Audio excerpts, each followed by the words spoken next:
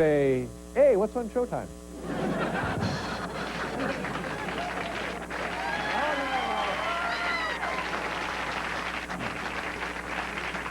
Well, the annual Nobel Prize for Chemistry was granted to a man by the name of Rupert Marcus. Huh? Rudolph, I'm sorry, Rudolph Marcus. Rudolph Marcus is the recipient of the Nobel Prize for Research in Chemistry. And you know what his project was?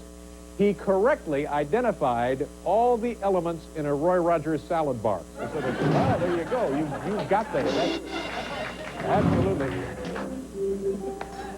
There he is right there, ladies and gentlemen. Dr. Rudolph Marcus. Dr. Marcus, nice to have you here. Congratulations. Good luck to you.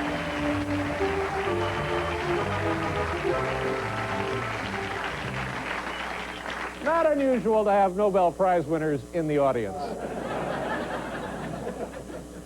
Let's see, I was reading a little something.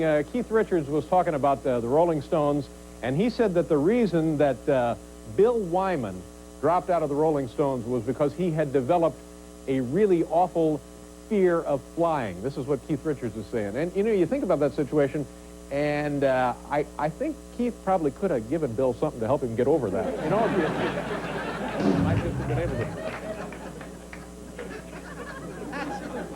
Well, I mean, I love when you get political. Yeah, I love it. If you think about it, there just might have been a connection there. That's true.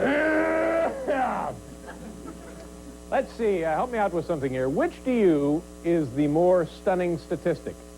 The fact now that the American workforce must work longer to make less money, or the fact that Elizabeth Taylor has now been married for a year? Which of the two is harder? And now, ladies and gentlemen, a special message to all you high school kids looking in tonight.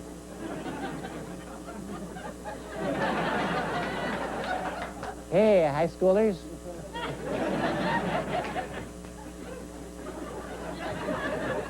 I think this ought to be a pretty good... Oh, you know what we're doing tonight, in addition to all of this great fun we have? We have a live camera out at John F. Kennedy Airport on runway 13 right. Brian, do me a favor. Turn on our airplane runway takeoff camera. There it is. Oh, look at this, Paul. Wow, look at that.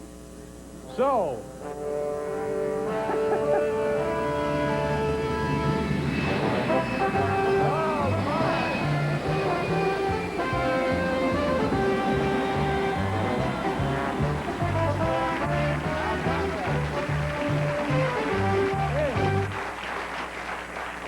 So, all night long, and for no particular reason, we're going to be watching airplanes take off from JFK. Yeah!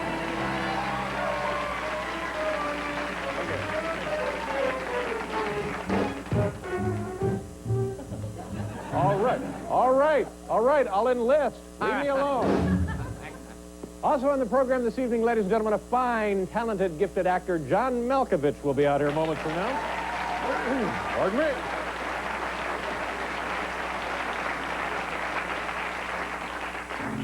Musical superstar Johnny Cash.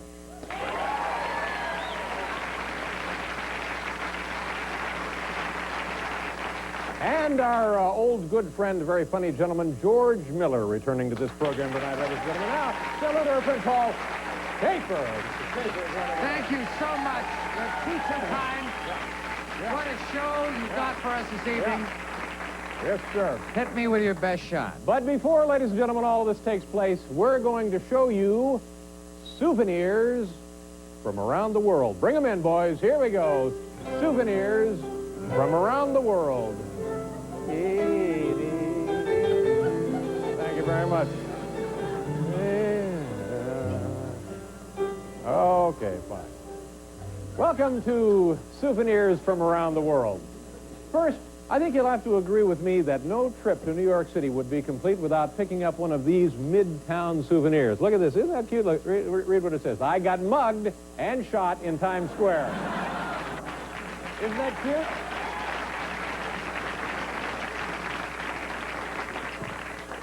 Now, here's a little something that's very popular with tourists visiting Buckingham Palace. It's a Beefeater Guard toilet brush right there.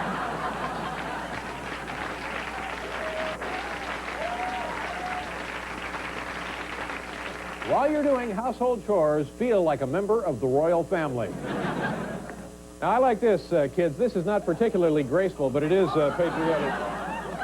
It's a Washington Monument belt buckle. Here, let me...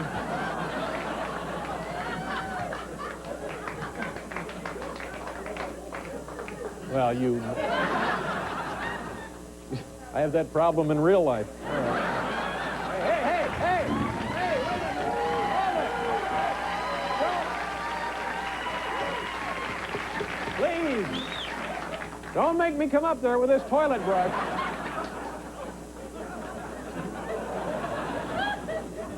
You know, any trip to Germany just wouldn't be complete without bringing back a piece of the Berlin Wall, and now even Baby can get in on the fun with this, the Berlin Wall teething toy. Look at that.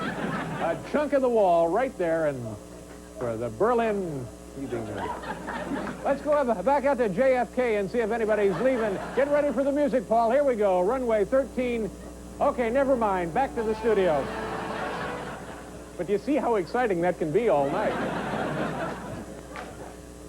From the Museum of Film and Broadcasting, this souvenir takes a loving look back at the career and growing midsection of Marlon Brando. Here. All right. Here's Marlon Brando today. Okay. Now, this is Marlon Brando as he looked in The Freshman a few years ago. He was still heavy, but a little thinner. Now, we open that one up. Okay, now, here he is in Last Tango in Paris. Okay, and this one here is from Mutiny on the Bounty. He's almost normal size right there. And finally, here he is at the beginning of his career in On the Waterfront, the absolute perfect weight for his height. Marlon Brando.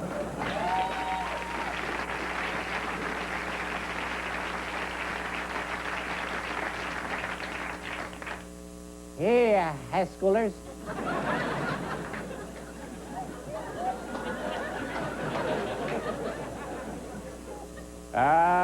Let's see. This souvenir will allow you to fondly recall your trip to the nation's capital and stay slim and trim at the same time. Look at this. It's the Beautiful Abe workout tape.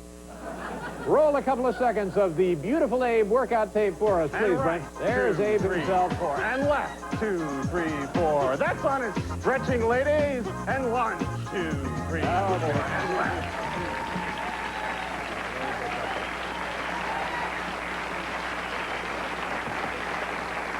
Here, ladies and gentlemen, a lovely, useful, thoughtful item from right here at the NBC gift shop. Take a look at this. These are the Phil Donahue Q-tips. See, there's a picture of Phil, and then you turn them over, and they're right inside.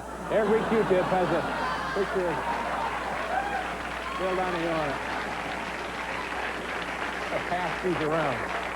Pass these over here. Please, here, just take one and pass them around. I want everybody here.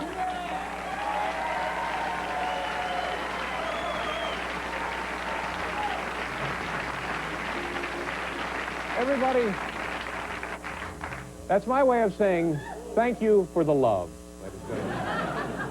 Everyone here tonight gets a free Q-tip. Let's go back out to JFK, runway 13R, and watch an airplane take off. Here we go. Punch it up. Okay, back to the studio. Never mind, we're not... All right, ready. Nobody cued the jumbo jet yet. Stay with it. They're experiencing some gate delays. You know, the market's been flooded with fakes and imitations, but if you shop carefully in Panama, you can still buy yourself one of these. Look what I have here. Comes with that certificate of authenticity and everything. It's a Stridex pad signed by Manuel Noriega. Look, right there.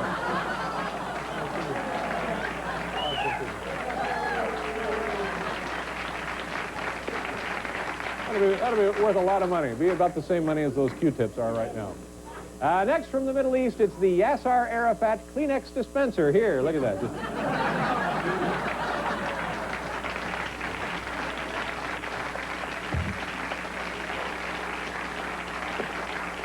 Whenever there's a lull, boom, right back up to JFK. I have that music standing by. Got it. Okay. And finally, you can have the grandeur of Yellowstone National Park right in your den or living room every hour on the hour with this. It's the Old Faithful wall clock. Lovely item. If you can have that.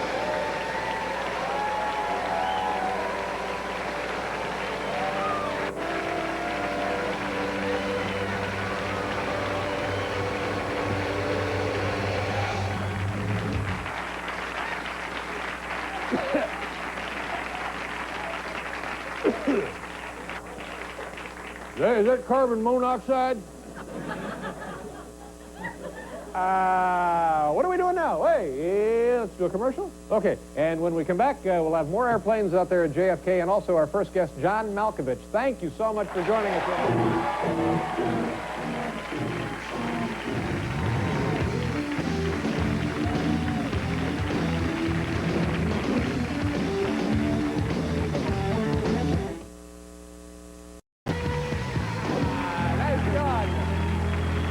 For the band, ladies and gentlemen.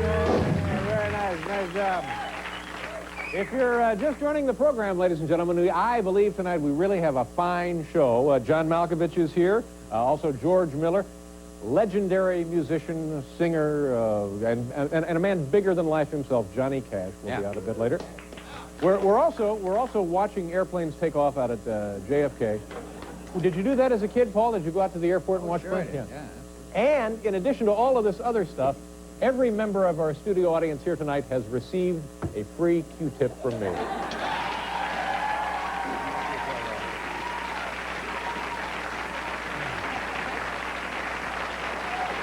Look at him. You've never looked more well-groomed. Should we go out to the airport or introduce our painting? All right. Oh, okay. Get ready, Paul. Get ready to the music. This is runway 13R out of there at JFK. Oh, look at this. Looks like a 767 or a 757. Here we go.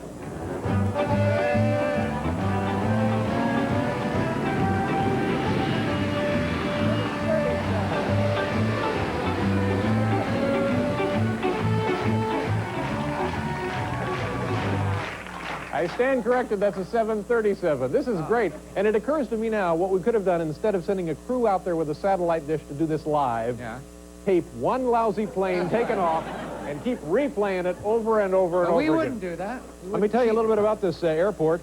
First flights at Kennedy Airport began July 1st, 1948, although it wasn't Kennedy Airport then. It was Idlewild, wasn't it, Bob? Yep. On the average, there are a total of 925 takeoffs and landings a day out there at the airport. Planes will be leaving now in this period during our show, 1 to every 1.5 minutes. Wow. Wow. So your fingers are going to get bruised and swollen. I'm ready. Let's introduce the painting later. All right, shall we? Do it? Yeah, a lot of muttering back there over the weekend. Here now is tonight's top 10 category, ladies and gentlemen, from the home office. God bless you.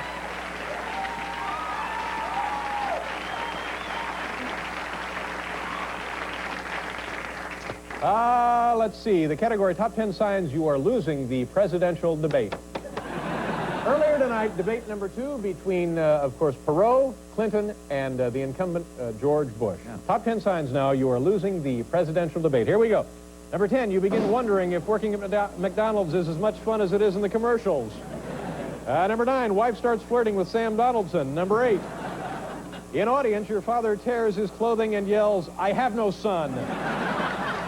Number 7, after every statement you make, moderator chuckles and says, "Whoops." Number 6, Michael Dukakis is giving you thumbs up in front row. Number 5. Good job, Dave. Number 5, only a mild, polite applause when you BS about how much you love America. Number 4, circus music plays, the audience stands, and a dunce cap is lowered onto your head. Number 3, Doberman in audience smells your fear and starts chasing you around the podium. Well, you hate to see that happen, don't you? Number 2, cameraman peeks around camera and mouths the words, "You suck." That's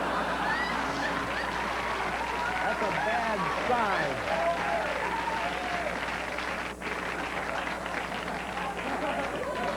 Although, you know, for me, that's pretty much a nightly occurrence.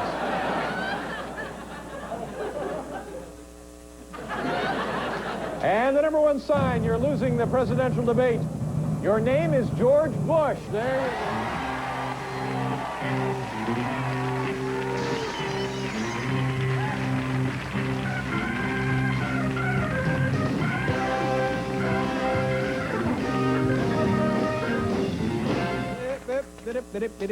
Paul, do you feel that audience members are excited about these airplanes taking off as I am?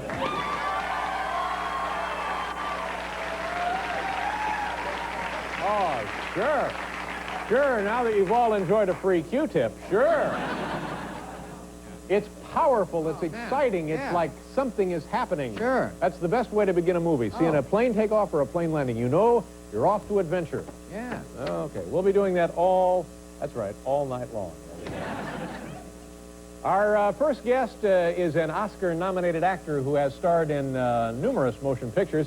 His latest offering is of Mice and Men, and it opens on Friday. Ladies and gentlemen, here he is, our old friend, John Malkovich. John.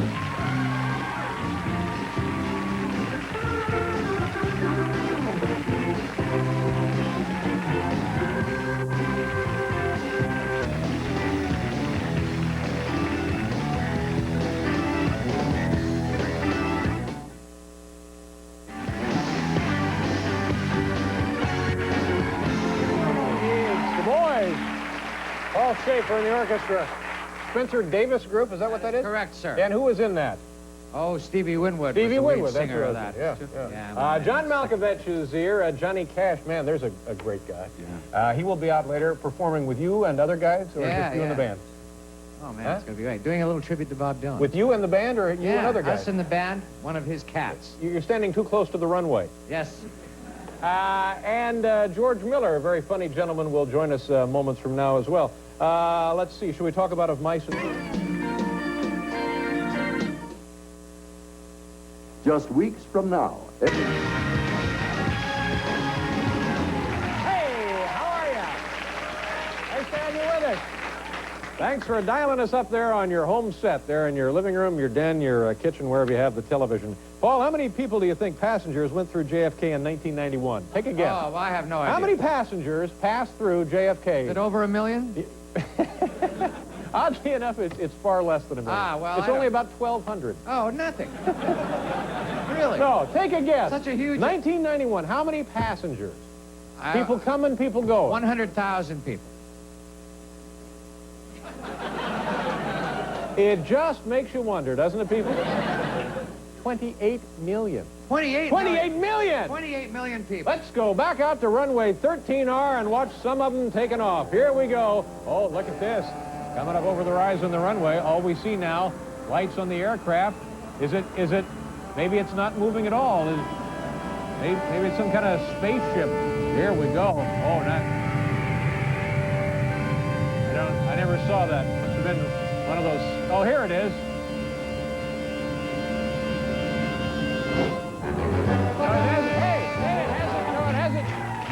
Hasn't even taken off yet.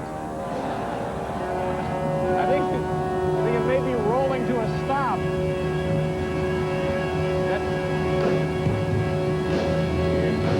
There it goes.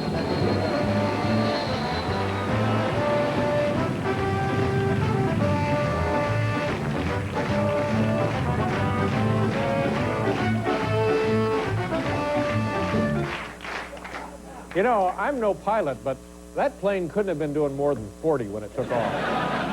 That was the slowest moving jet airplane I've ever seen in my life. Let's see. Tomorrow on the program, Jeff Goldblum will be joining us, also musical group Screaming Trees. Oh, man. Oh. Too young. And Chef Daniel Boulou will be joining us. We got to do a commercial. We'll be right back here with Johnny Cash.